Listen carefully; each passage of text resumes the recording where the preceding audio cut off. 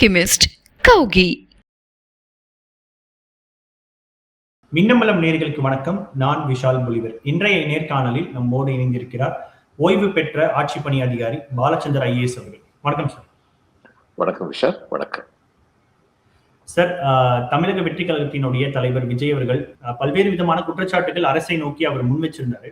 But அதற்கு முன்னாடி இன்றைக்கு காலையில தமிழக முதலமைச்சர் மு க ஸ்டாலின் அவர்கள் மகளிர் உரிமை தொகை 5,000 ரூபாயை அட்வான்ஸா கொடுத்திருக்காரு. அதற்கு விஜய் அவர்கள் மிகப்பெரிய ஒரு விமர்சனத்தை வச்சிருந்தாரு. இத்தனை நாட்களாக கோடை விடுமுறை வர்றது உங்களுக்கு தெரியலையா? அதே போல நாங்க வர்றதுக்காக தான் எங்களோட அரசியல் வருகைக்காக இந்த ஒரு தொகையை அறிவிச்சிருக்காங்கன்னு ஒரு குற்றச்சாட்டை சொல்லியிருந்தாரு. இது எப்படி பாக்குறீங்க சார்? ஃபர்ஸ்ட் இல்ல, இப்ப முதல்வர் இதை கொடுத்ததுக்கு நான் நினைக்கிறேன் அவருக்கு தகவல் போயிருக்கும். எலெக்ஷன் சமயத்துல ஏதாவது ஒரு பெட்டிஷனை போட்டு இதை முடக்கி விட பார்ப்பாங்க அப்படின்னு தகவல் போயிருக்கும் அப்படின்னு நினைக்கிறேன். இவர் இபிஎஸ் சொல்லியிருக்கிறாரு, இல்ல ரன்னிங் ஸ்கீம் அது மாதிரிலாம் தடுக்க முடியாதுன்னு. சட்டம் அதுதான், இபிஎஸ் சொல்றது சரிதான், ரன்னிங் ஸ்கீமை தடுக்க முடியாது. ஆனா இவங்க சட்டப்படி என்ன நடத்துறாங்க? எலெக்ஷன் கமிஷன் என்ன சட்டப்படியா நடக்குது? ஒரு சின்ன உதாரணம் சொல்றேன். இந்த எஸ்ஐஆர் ஒன்று இருக்குல்ல, ஸ்பெஷல் ரிவிஷன் ஆஃப் இது எலெக்ஷன் ரூல். இந்த எஸ்ஐஆர் மேற்கு வங்கத்துல நான் மேற்கு வங்கத்துல பணிபுரிஞ்சிருக்கேன். சமீபத்தில் மேற்கு வங்கத்துக்கு போயிருந்தேன். அங்க இந்த proof of identity, proof of age, இதுக்கெல்லாம் ஒரு டாக்குமெண்ட்ஸ் கொடுக்கணும் இல்லையா? அதுல சிபிஎஸ்இ பரீட்சையில பாஸ் பண்ண ஒருத்தர் இந்த டாக்குமெண்ட் கொடுத்தாருன்னா அது அக்செப்டபிளா. ஆனா ஸ்டேட் போர்டுல, இப்ப நம்மளே தமிழ்நாடு ஸ்டேட் போர்டு இருக்கு, சிபிஎஸ்இ இருக்கு, மெட்ரிகுலேஷன் இருக்கு, இது மாதிரி நிறைய சிஸ்டம் இருக்கு.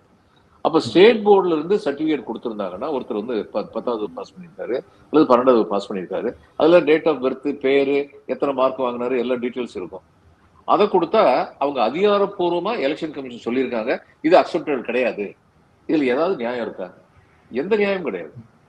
அது தடியெடுத்த தண்டல்காரங்கிற மாதிரி எலெக்ஷன் கமிஷன் பிஹேவ் பண்றாங்க. அப்ப இந்த எலெக்ஷன் கமிஷன் ஒரு தப்பான உத்தரவை போட மாட்டாங்கன்னு என்ன உத்தரவாதம் இருக்கு? இங்கே எலெக்ஷன் சமயத்துல பணமே கொடுக்க கூடாது அப்படின்னு சொல்லலாம். It is possible.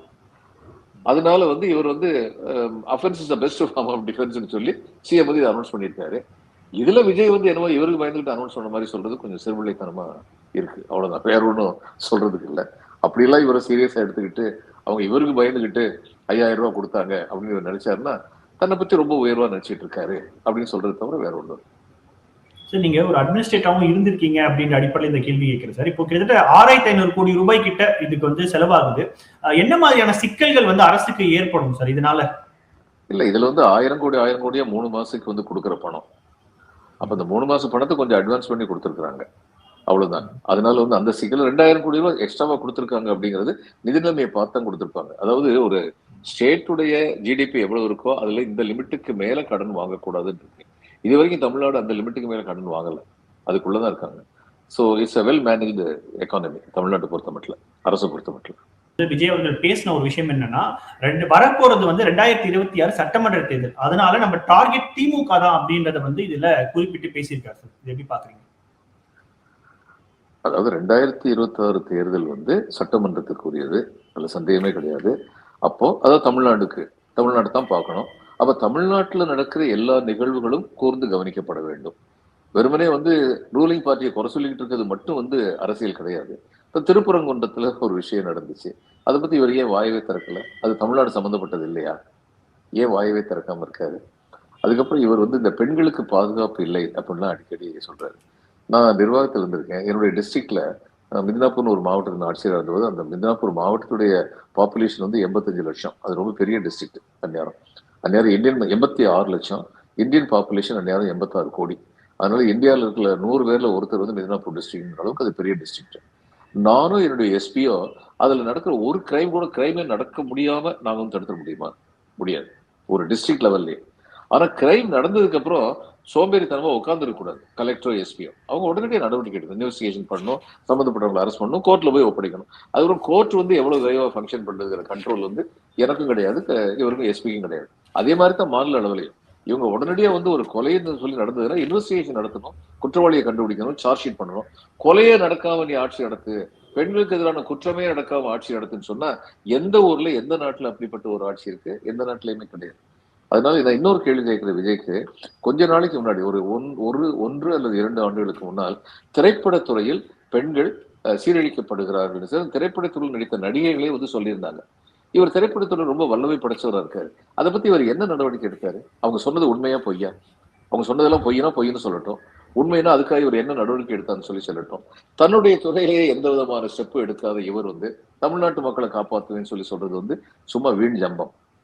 Vijay is not a matured politician. அவ்வளவுதான். ஆனா சார் இப்போ அவர் இந்த கூட்டத்துல அவர் சொல்லும் பொழுது நான் மக்களை சந்திக்கணும் அப்படின்னா ஏகப்பட்ட கெடுபிடிகளை வந்து கொடுக்குறாங்க. எஸ்ஓபி ஸ்டாண்டிங் ஆப்ரேட்டிங் ப்ரொசீஜர் அப்படின்றது வந்து ஸ்டாலின் ஆப்ரேட்டிங் ப்ரொசீஜரா இருக்கு அப்படின்றத அங்க மென்ஷன் பண்றாரு. ஆமா சொன்னாரு. இதே மாதிரி இதுக்கு முன்னாடி ஒருத்தர் சொன்னாரு, இப்ப மோடி வந்தா இது மாதிரி பண்ணிடுவீங்களா, உங்களுக்கு தைரியம் இருக்கான்னு கேட்டாரு. உடனடியா அங்க தமிழக அரசுல சொன்னாங்க, மோடிக்கும் இத்தனை கண்டிஷன் போட்டோம். என்னென்ன கண்டிஷன் போட்டாங்கன்னு விவரமா சொன்னாங்க. எல்லாருக்கும் போடுவோம். எங்க டிஸ்ட்ரிக்ட்ல வந்து முதலமைச்சர் வரும்போதும் அந்த மாதிரி கண்டிஷனை போடுவோம். ஏன்னா அங்க ஏதாவது நடந்ததுன்னா லா அண்ட் ஆர்டருக்கு வந்து கலெக்டர் தலையும் எஸ்பி தலையும் தான் உருளும், தவறு ஏதாவது நடந்ததுன்னா. அதனால நாங்க ஆளுங்கட்சியா எதிர்கட்சியெல்லாம் பார்க்க மாட்டோம். வர்றவங்களுக்கு ஒழுங்காக ஏற்பாடு பண்ணிருக்காங்களா அப்படிங்கறத பார்ப்போம். அப்ப கண்டிஷன் எல்லாருக்கும் தான் போடுவோம். பிரைம் மினிஸ்டர் தான் கண்டிஷன் போட்டாங்க. முதல்வர் வந்தாலும் அந்த கண்டிஷன் போடுவாங்க. திமுக அந்த கண்டிஷன்ல வந்து அக்செப்ட் பண்ணணும். இந்த விவரம் கூட இவருக்கு தெரியல. என்னமோ இவரை மட்டும் தான் ஸ்பெஷலா வந்து பனிஷ் பண்ற மாதிரி நினைச்சு பேசிட்டு இருக்காரு. ஏற்கனவே ஒரு தடவை இதை கிளாரிஃபை பண்ணிட்டாங்க, தெளிவுபடுத்திட்டாங்க அரசு தரப்புல இருந்து. நீங்க வந்து பிரதமர் மோடி பேரை சொன்னீங்க, மோடி வந்த போது இத்தனை கண்டிஷன் போட்டிருந்தோம் அப்படின்னு தெளிவுபடுத்திட்டாங்க. அதுக்கப்புறமா இப்படி தேவையில்லாத ஆதாரம் இல்லாத குற்றச்சாட்டுகளை கூறுறதுல என்ன அர்த்தம் இருக்கு? நான் மக்கள் கிட்ட நியாயம் கேட்கறதுக்கு வந்திருக்கேன் அப்படின்றதையும் அவர் சொல்றாரு சார் அந்த இடத்துல. அப்ப மக்கள்கிட்ட போய் கேட்க வேண்டியது, அவருடைய நிர்வாகிகள்கிட்ட போய் ஏன் கேட்கிறாரு? மக்கள்கிட்ட நியாயம் கேட்கணும், மக்கள்கிட்ட போய் கேட்கணும். நிர்வாகிகள்கிட்ட ஏன் பேசுறாரு? மக்களை சந்திக்கிறதுக்கு ஏன் பயப்படுறாரு? அதான் சொல்றேன், மக்களை சந்திக்கிறதுக்கு தான் இவ்வளவு கெடுபிடிகளை வந்து விதிக்கிறாங்க அப்படின்றத விஜய் அவர்கள் சொல்றாரு சார். அவர் கதை விடுறாரு. நான் மறுபடியும் சொல்றேன், மக்களை வந்து நீங்க ஏற்கனவே கரூர்ல இவங்க பண்ண கூத்து எல்லாருக்குமே தெரியும். அதனால எத்தனை உயிர்கள் பறிபோச்சுன்னு சொல்லி தெரியும். இப்ப நான் ஒரே ஒரு கேள்வி வந்து திரும்ப திரும்ப கேட்டுக்கிட்டே இருக்கேன். இப்ப கரூர்ல வந்து சில பேர் என்ன சொல்லுவாங்க, அரசு வந்து சரியான முறையான பாதுகாப்பு ஏற்பாடு செய்யலன்னு சொல்லுவாங்க. சில பேர் சொல்லுவாங்க, இல்ல கட்சி தாவாக்கா வந்து சரியான ஏற்பாடு பண்ணலம்பாங்க. அங்க வந்து போதுமான டாய்லெட் வசதி இல்லாம இருந்தது உண்மை. அது வந்து அரசாங்கம் பண்ண முடியாது. அது வந்து யார் பண்றாங்களோ அவங்க தான், யார் கொண்டு நடத்துறாங்களோ அவங்க தான் பண்ணணும். தண்ணி வசதி இல்லாமல் இருந்தது உண்மை. அதுவும் வந்து அரசாங்கம் பண்ண முடியாது. சரி, இதெல்லாம் ஒரு பக்கம் இருக்கட்டும். அதெல்லாம் கடைசி நாளை போலீஸ் இன்வெஸ்டிகேஷன்ல வருது அதுன்னு சொல்லிட்டு உண்மை தெரியட்டும்னு சொல்லி அதையெல்லாம் பத்தி நான் எதுவுமே பேசாம ஒரே ஒரு கேள்வி கேட்கிறேன். இத்தனை பேர் இறந்ததுக்கு அப்புறம் விஜய் வந்து அந்த இடத்த விட்டு கிளம்பினாரு. அதை நான் அவரை குறை சொல்லல. அவர் ஒரு பதட்டமா இருந்திருக்கலாம், அல்லது நீங்க இருந்தா இன்னும் வந்து சம்பவங்கள் அதிகமா நடந்தோம்னு யாராவது அட்வைஸ் பண்ணிருக்கலாம், அதனால போயிருக்கலாம். திருச்சிக்கு போனாரு, பிளேன்ல ஏறதுக்கு முன்னாடி ஏன் பத்திரிகையாளர்களை சந்திக்கல? சரி, திருச்சியில சந்திக்கல. அடுத்து சென்னைக்கு போனாரு, அங்கேயும் போய் எப்ப பத்திரிகையாளர்களை சந்திக்கல? பதில் சொல்லட்டும். ஒரு அரசியல் தலைவர் தானே, இதை கூட சந்திக்காம ஏன் போனாரு? அடுத்து 7 நாள் வந்து மௌனம் காத்துட்டு அதுக்கப்புறம் ஒரு வீடியோ ஒண்ணு போட்டாரு. இதான் ஒரு அரசியல் தலைவருடைய லட்சணமா? இவருக்கு அரசியல் தலைவராக இருக்கிறதுக்கான தகுதியே கிடையாது. இன்னைக்கு வரைக்கும் அந்த தகுதியை இவர் வளர்த்துக்கல. தகுதியை வளர்த்துக்கிட்டாருன்னா மகிழ்ச்சி தான். நாட்டுல யார் வேணாலும் அரசியலுக்கு வரலாம், யார் வேணாலும் அரசியல் தலைவராகணும் ஆசைப்படலாம். ஆனா அதற்கான தகுதியை வளர்த்துக்கணும். இல்ல, அதுதான் வந்து விஜய் அவர்கள் ஒரு கேள்வியா முன்வைக்கிறார். என்னன்னா அனுபவம் சொல்லி இது வரைக்கும் ஆட்சி செஞ்சவங்க என்ன பண்ணாங்க, கொள்ளையடிச்சதை தவிர வேற என்ன அனுபவம் அவங்களுக்கு இருக்கு அப்படின்றத கேட்கிறாரு. ஆமா, அப்படி கேட்கறது வந்து முட்டாள்தனமான கேள்வி. ஏன் சொல்றேன்னா, பரிசு திட்டம், அதாவது லஞ்சம் இருக்கா இல்லையா? இருக்குங்க. இந்தியா பூரா இருக்கு, உலகம் பூரா இருக்கு. இருக்கக்கூடாது, லஞ்சம் இருக்கக்கூடாது. ஆனா நான் வந்து ஒண்ணு பார்த்திருக்கேன், என்னுடைய 35 வருஷ அனுபவத்துல பார்த்திருக்கேன்.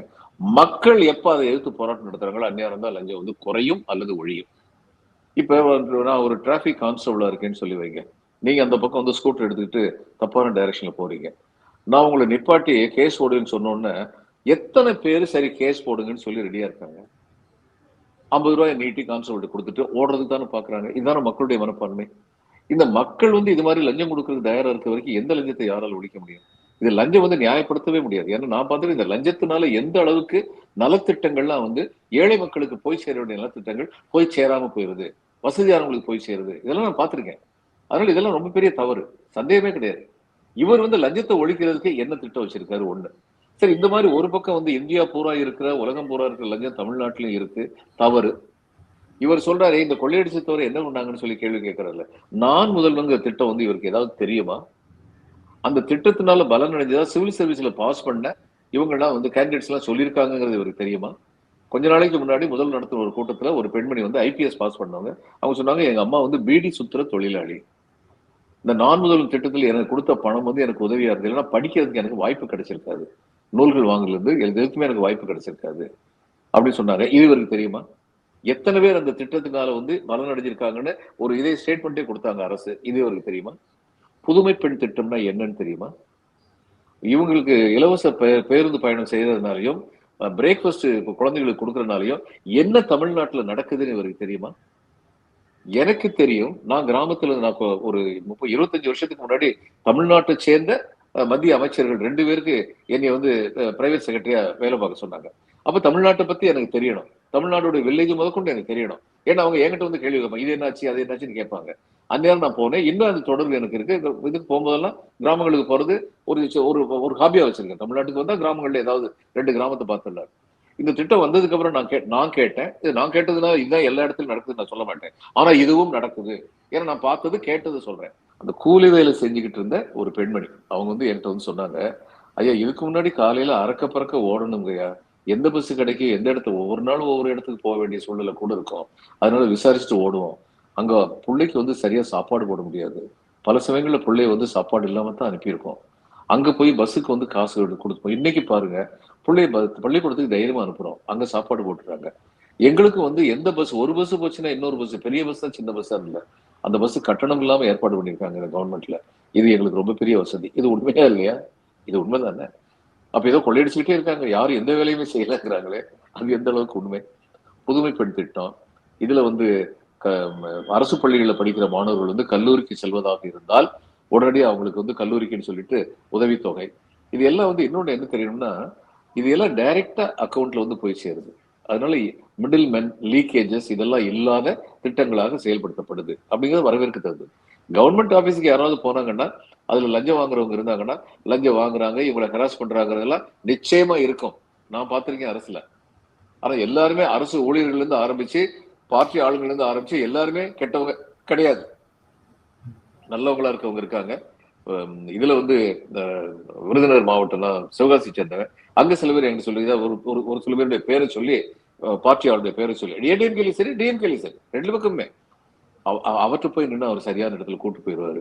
கொஞ்சம் அலைஞ்சாலும் கவலைப்பட மாட்டார். அந்த மாதிரி ஆட்கள் இருக்கிறாங்க, கெட்ட ஆட்களும் இருக்கிறாங்க. அப்போ இந்த கெட்ட தன்மையை நீக்கிறதுக்கு என்னென்ன செய்யணுமோ டெக்னாலஜி ஹெல்ப்ஸ். இந்த மாதிரி டைரக்டா பணத்தை அனுப்புறதுங்கிறது ஒரு டெக்னாலஜி ஹெல்ப், இது ஹெல்ப்ஸ். அது மாதிரிப்பட்ட காரியங்களை இவங்க செஞ்சிருக்காங்க. இவர் சொல்றாரு கொள்ளையடிச்ச தவிர என்ன செஞ்சாங்கன்னு சொல்றாரு. நான் கேட்கிறேன், ஒரு கேள்வி கேட்டேன் ஏற்கனவே, நீங்க ஏன் பிரஸையே பார்க்காம ஓடுனீங்கன்னு சொல்லி கேட்டேன். அதுக்கு இன்னைக்கு வரைக்கும் இவர்கிட்ட இருந்து பதில் இல்லை. நான் 2-3 அரங்கத்துல இந்த கேள்வியை கேட்டிருக்கேன். இவர்கிட்ட இருந்து இன்னைக்கு வரைக்கும் பதில் இல்லை. இன்னொன்னு நான் கேட்கிறேன், சினிமாவில் வந்து நீங்க 200 கோடி ரூபாய் வாங்க, நீங்க தான் சொல்றீங்கல்ல ஆயிரக்கணக்கான கோடி ரூபாய், ஆயிரக்கணக்கான சொல்லல, பல கோடி ரூபாய் வாங்க, அதெல்லாம் விட்டுட்டு தியாகம் பண்ணிட்டு வந்திருக்கேன். ஆமா தியாகம் பண்ணிட்டு வந்திருக்கேங்கிறாரு. இவருடைய ஆட்கள் வந்து சொல்றாங்க 1000 கோடி ரூபாய் சம்பாதிக்கிறவரு அதை விட்டுட்டு வந்திருக்காருன்னு.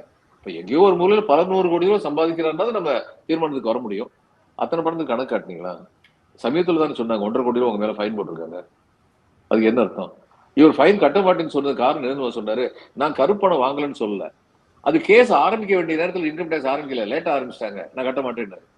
அப்ப ஹைகோர்ட் வந்து சொன்னாங்க நீங்க அப்பீல் தாராளமா போங்க, ஆனா இன்கம் டேக்ஸ் வந்து சரியான நேரத்தில் கேஸ் ஆரம்பிக்கலன்னு சாக்கு போக்கெல்லாம் சொல்லாதீங்க, அந்த சாக்கு போக்கு சொல்லக்கூடாது அப்படின்னு ஒரு கண்டிஷன் போட்டு இவருக்கு அப்பீல் போறதுன்னா போங்கன்னு சொல்லியிருக்காங்க. இவருக்கு என்ன நேர்மை இருக்கு? இவர் நேர்மையை பத்தி பேசுறதுக்கு இவருக்கு என்ன இது தகுதி இருக்கு? மத்தவங்கள்ட்ட நேர்மைன்னு சொல்றாரு. இன்னொன்னு, இந்த வழக்கமா கூட்டம் நடத்துறாங்கல்ல, இந்த கூட்டத்துடைய மக்கள் எல்லாம் பாக்குறோம். முதல் கூட்டத்துல வந்து 7 லட்சம் பேர்னு சொன்னாங்க, அப்புறம் 14 லட்சம் சொன்னாங்க, எத்தனை 7 லட்சம்னே வச்சுக்கோம். அந்நேரம் ஒரு ஆளுக்கு அந்நேரம் லஞ்சு கொடுத்தாங்கன்னு கேள்விப்பட்டேன். ஒரு ஆளுக்கு லஞ்சு 100 ரூபான்னு வச்சுங்க இந்த காலத்துல, அதே 7 கோடி ரூபாய் வச்சுல. அடுத்து வந்து விவசாய நிலங்களை வாங்கினாங்க, அந்த விவசாய நிலங்களுக்கு வாடகை கொடுத்துருக்காங்க, விவசாய நிலத்தை செமைப்படுத்தியிருக்காங்க, அதுல வந்து பப்ளிக் அட்ரஸ் சிஸ்டம் பண்ணியிருக்காங்க, எலக்ட்ரிசிட்டி கொடுத்துருக்காங்க. யார்கிட்ட இருந்து பணம் வந்தது? இந்த கேள்வி நான் பல தடவை கேட்டிருக்கேன். நீங்க ஊரெல்லாம் கணக்கு கேட்கறீங்கல்ல, முதல்ல உங்க கணக்கு ஒழுங்கா சொல்லுங்க. அதனால எனக்கு என்ன அச்சம்னா, விஜய் வந்தாருன்னா இவர் முன் அனுபவம் இல்லாதவர், அவரை சுத்தி உள்ளவங்க அதிகமா கொள்ளையடிக்கிறதுக்கு இவரை பயன்படுத்திக்குவாங்க. இவருக்கு அந்த விவரம் கூட தெரியாது. அவர்கள் சொல்றது நான் கொள்ளையடிக்க விட மாட்டேன் அப்படின்றத சொல்றாங்க சார், நான் 1 ரூபாயும் தொட மாட்டேன் அப்படின்னு. நான் ஏற்கனவே நீங்க வந்து இங்க எல்லாம் மீட்டிங் எப்படியா கொண்டு வரீங்கன்னு கேட்கிறேன், அதுக்கே இவர்கிட்ட பதில் இல்லை. இவர் சொல்றது எப்படி நம்ப முடியும்? நீங்க என்ன கருப்பணம் வாங்காம இருந்தீங்கன்னு கேட்டா அதுக்கு பதில் இல்லை. இவர் சொல்றது எப்படி நம்ப முடியும்? கோர்ட்டே சொல்லியிருக்கு 1.5 கோடி ஃபைன் இன்கம் டேக்ஸ் போட்டது சரிதான் சொல்லியிருக்காங்க. இவர் வருமானத்தை மறைச்சாருன்னு சொல்லியிருக்காங்க. இப்ப இவர் இதுக்கு என்ன பதில் சொல்றாரு? இந்த நேர்மைன்னு பேசுறது ரொம்ப சந்தோஷம் தாங்க, அதுல எந்த விதமான சந்தேகம் கிடையாது. நேர்மைன்னு பேசுறவங்க நேர்மையா நடக்க தெரியணும்.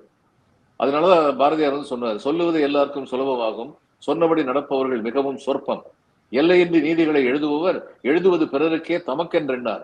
தொல்லுலகில் நாமறிந்த தலைவர் தம்முள் சொன்னது போல் செயல் முயன்றார் இவரை போல் இல்லை எனும் மோகனதாஸ் கரம்சந்த் காந்தி இந்திய தாய் உலகிற்கே இந்த செல்வம் அப்படின்னு சொன்னார். அது உண்மை. காந்தி வந்து தன்னுடைய வாழ்க்கை வரலாற my life is my message அப்படின்னு சொல்லி சொன்னார். அந்த தைரியம் அவருக்கு இருந்த மாரல் கரேஜ். ஏன்னா அந்த மனுஷன் அந்த நேர்மை இருந்தது, அப்பழுக்கு இல்லாத நேர்மை இருந்தது. இவங்கிட்ட யார்கிட்ட அது இருக்கு? இவர் நேர்மையான சொல்லி பேசுறதுக்கு இவருக்கு என்ன தகுதி இருக்கு? ஆனா சார், இந்த ஊழல் அப்படின்ற ஒரு விஷயம் வந்து மக்கள் மத்தியில தினமும் அவங்க வந்து அனுபவிக்கக்கூடிய கஷ்டமா இருக்கும் பொழுது ஊழல் அப்படின்றது 2011 தேர்தலும் ஒரு முக்கிய இம்பாக்ட் ஏற்படுத்துச்சு. அது வந்து விஜயினுடைய இந்த பேச்சின் மூலமா இம்பாக்ட் ஏற்படுத்துமா சார்?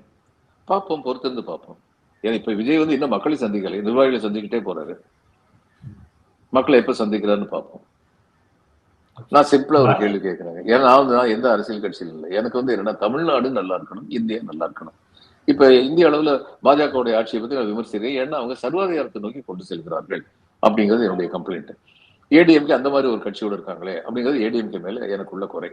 இப்போ விஜய் வந்து ஒரு பொது வெளியில வந்து ஒரு விவாதத்துக்கு வரட்டுமே.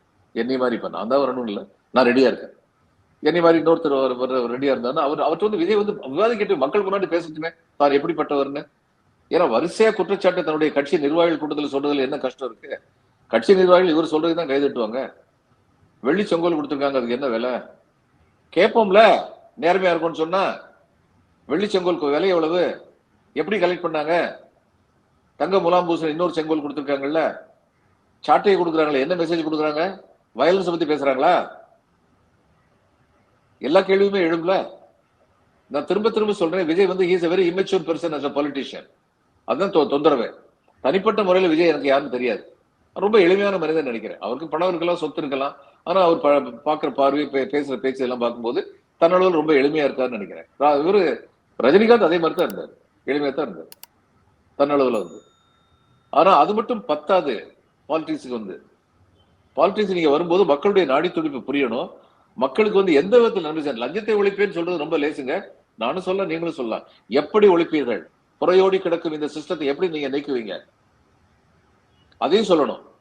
நிச்சயமாக தொடர்ந்து பேசுவோம். பல்வேறு கேள்விகளுக்கு மிக ஆழமாக பதில் தந்தமைக்கு நன்றி சார். வணக்கம் விஷா. வணக்கம். Milky mist கௌகி.